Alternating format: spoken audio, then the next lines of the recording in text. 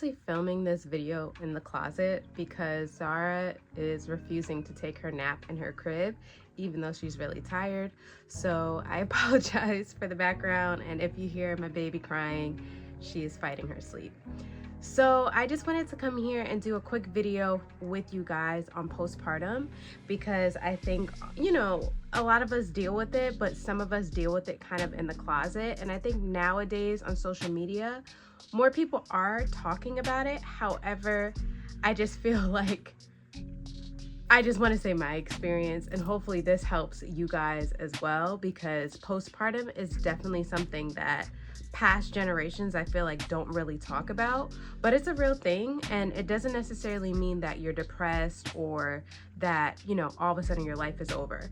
However, speaking from a person who's never experienced depression before becoming a mom, it is real life, okay? Like, I had Zara, and like, I want to say maybe the first day getting home, maybe the second day, I remember so vividly, I just got on my bathroom floor and I like cried there for like, I want to say 30 minutes. And eventually one of my best friends who flew in out of town to be there for Zara's debut, he ended up like knocking and coming in like, hey, like, you've been in here for a while, and like she found me on the floor just crying.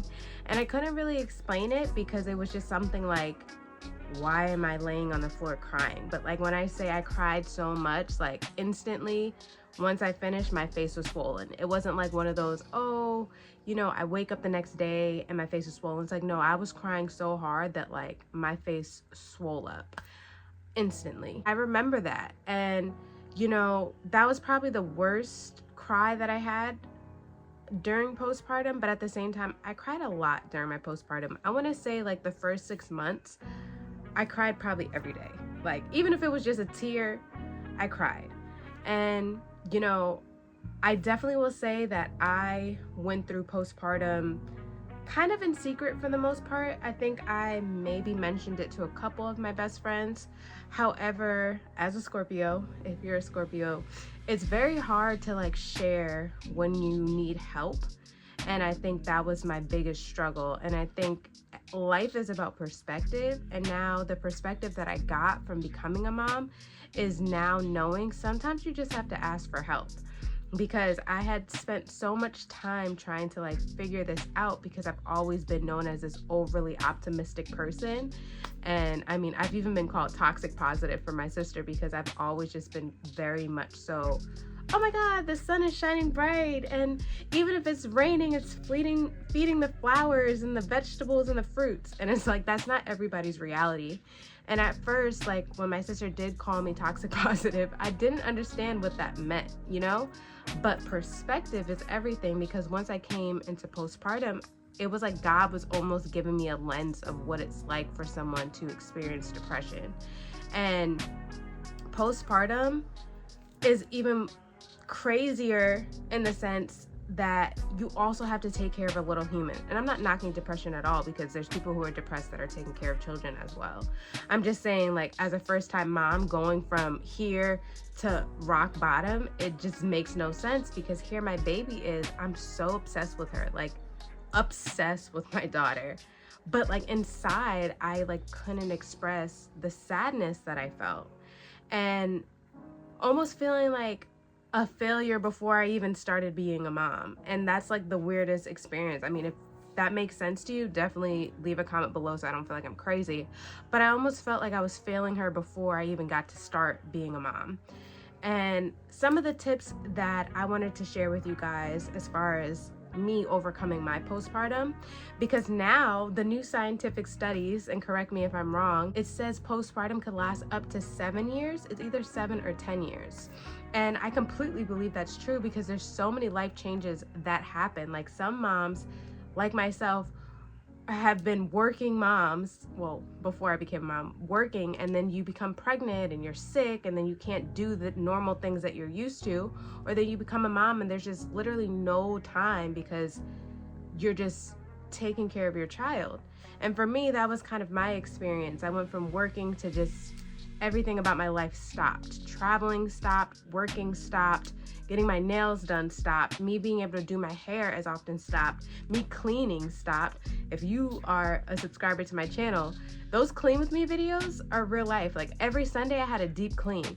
That stopped, you know? So much of my life had came to a halt. And I feel like that's where a lot of our postpartum kind of starts, because it's just like, what the heck am I supposed to do with myself now? Because nothing that I was so used to doing, I can do. Okay, so some of the tips that I feel really helped me was, one, I started getting cute again. Like, I made it a point to start doing my makeup when I feel like doing my makeup. I also told her dad, I was like, nope, nails got to be done again, because that's something that was important to me. You guys know I ended up teaching myself how to do my own acrylics, like, so my nails stayed done, okay? Like, the moment it started growing out, I was like, ooh, time to do it. But of course, the fumes, I couldn't do it during pregnancy. And then once I had her, I spent like 2 hours doing my nails, like, because I'm doing it myself. I no longer could do that with an infant. So I was like, no, makeup has to be done. Nails have to be done, because that's important to me. So I say, you find those things about your identity, your outer shell that made you happy, and you start doing those things again, because that is a part of who you are. And just because you're a mom, you should not stop doing it. So started with the makeup and the nails. And then I was like, you know what? Obviously I gained weight. I'm no longer a size 4, okay? No longer an extra small, none of that. So at first I was a lot overweight. I think I reached my heaviest after I gave birth. I was 175 and I'm 5'5". So that was a lot for me. Obviously I couldn't fit anything. I was squeezed into some of my stuff, but of course my boobs were really big too. So like a lot of my bras, I had to get new bras and all these things. But I was like, no, I'm not buying no clothes bigger than the clothes that I have in my closet. And I was just so adamant about that.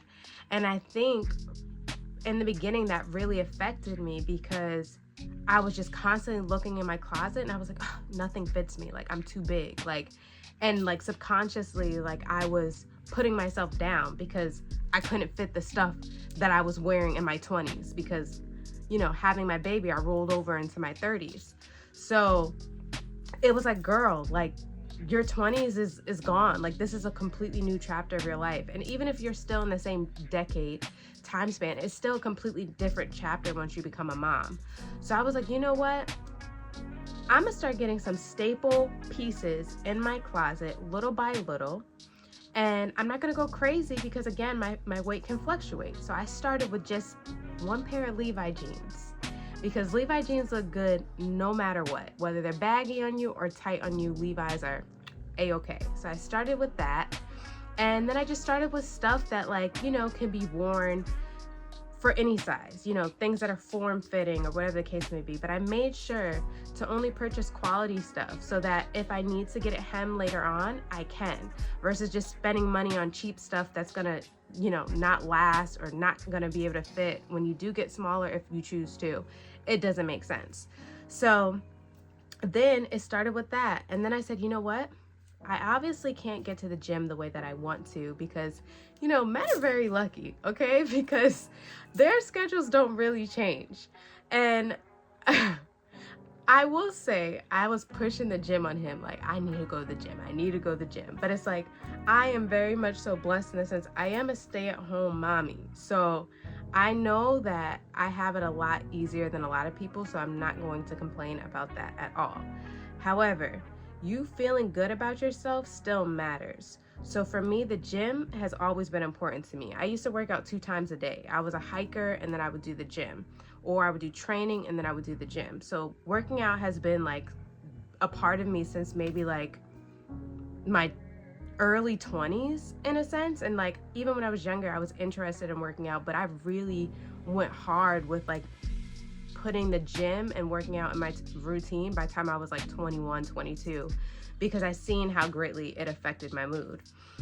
So then you go to not being able to work out at all and gaining weight. That comes emotional eating, that comes stress, that comes anxiety, that comes you know, body dysmorphia and just like lack of self-confidence. And I was struggling with all 5 of those at the same time, still having to take care of a baby. I'm still breastfeeding to this day, so that's 1.5 years of breastfeeding, and then just not feeling cute, you know, like those are real things that break you down. So I said, all right, if I can't make it to the gym like that, I knew the gym wasn't going to be an option. So I got me a little baby jogger stroller and I started taking my baby on jogs around the neighborhood. And I hate running, okay? I hate it. But I had to push myself because I knew that I didn't want to be in this shell that I was in anymore, because I knew that that was affecting my mindset. So I started doing little jogs with her here and there. And then the biggest change for me was I am very big on my environment. And again, I'm very fortunate in the sense that God has provided beautiful places for me to live and a roof over my head and food to eat. But the last place that I had, I literally, like, the energy was just so heavy. Like, I couldn't get myself to just get out of bed sometimes. Like, just didn't want to do anything. It was dark in there and I love light. And I couldn't last. Like, I was like, I have to be out of this place. And when I say the moment I was like, no, I can't be in this place anymore. And now where we're at now, it completely changed everything. And now I know everybody can't just pick up and move. I know that's not a thing. And don't get it twisted. It was a very stressful time and the move was not easy in no shape or form. All God, by the way. But at the same time, I do understand your environment is very important. For me personally, I need a certain type of environment. So I had to start getting new plants again, because from my previous move, the movers had killed my plants, left them outside, and it was just a whole mess. So I had to start my whole plant collection all over again. And those are my babies. That's what helps me feel alive. Like watching nature in my home grow right in front of my face, because yes, there's nature outside and I love nature, but to actually witness like, wow, my baby just grew a new leaf, that brings me joy, you know? So started a whole new plant collection, you know, that translated into, okay, I got these little things back. I need to start eating healthy again, because I started eating crazy, you guys. Like, I mean, I've always been lactose intolerant, so me going vegan wasn't like a big deal. And even when I was pescatarian, I didn't really eat dairy. But during my pregnancy, I started eating dairy again because it was a craving. So I was a pescatarian, but I was eating dairy. Once I realized, like, okay, I can't keep consuming these trash ass foods, because food is vibrations. And if we're putting lack vibrational foods in our body, we are going to feel that. So I said, you know what? I'm not eating junk food no more. I stopped buying crazy stuff. I was eating like pizzas, like I want to say every night for like 2 weeks straight one time. It was disgusting. I was mad at myself, but like literally I would eat like once a day and it would be like the worst shit possible. And I pretty much had to just say, you got to stop. Like, whatever this is that your body is making you crave, these trash things, you got to recalibrate your mind, because you don't even like to eat like this. And I made it a point to change my diet again. And now I'm slowly implementing the things that I used to eat when I was alkaline, but at the same time, also giving myself grace, because that was another big thing. I did have some people like question me, like why I wasn't alkaline vegan anymore. And you know, it's one of those things where you have to realize life is full of changes, and I will never knock alkaline vegan. I felt the healthiest possible while I was alkaline vegan. Even spiritually, I feel like I was up here. However, I love food. And after a while, I felt like my pregnancy kind of reintroduced me to the fact that I love food so much. And being half Jamaican, there was a lot of things that like I missed. And even though I could make a lot of things alkaline, there was still a lot of things I wanted my daughter to experience as a Jamaican child. And being alkaline is not necessarily something she could. However, because I am Jamaican, a lot of our food is ital food, which means it's healthy food. We have a lot of stews and steamed things. So I don't feel bad for going back to what my culture is. That I had to give myself grace for too, like knowing that, hey, it's okay to eat how you want to eat. Just don't be crazy and don't eat stuff that is low vibrational. And don't get me wrong, I still have my cheat days, but my cheat days are a little bit different. Like my cheat days are more like healthy cheat days. Like if I'm eating ice cream, I'm eating a vegan brand, like not a moo. That's my favorite vegan brand. But at the same time, I'm making healthier choices. Like Trader Joe's has these sunflower butter cups that are dark chocolate.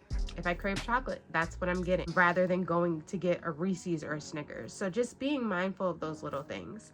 And yeah, I really, honestly, those are like my main tips, and I really hope that helps you guys, because it sounds so simple, but when you're in postpartum, it's not. You know, like every day is like, okay, I gotta push myself to be this. I gotta push myself to do this. I gotta, you know, so I really hope this helps you guys. Let me know if you want like a more in-depth video on my postpartum. This was just me trying to just share something really quick with you guys, because I'm in such a different place than I was a year ago. And like every time I see like Snapchat reminders of memories from last year at this time, I'm like, wow, I've come so far. Like my whole mindset is completely different, and it's so beautiful to see like my growth, because I know it's hard for a lot of women, and it's even harder for women outside of Western civilizations. Like my heart goes out to women who are moms.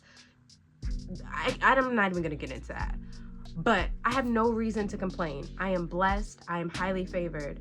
But I want to hug every mom in the world, because you are freaking amazing. Like you are really superwoman. When I say I look at moms, every mom, and I just be like, damn, you are amazing, because you don't know what somebody's going through.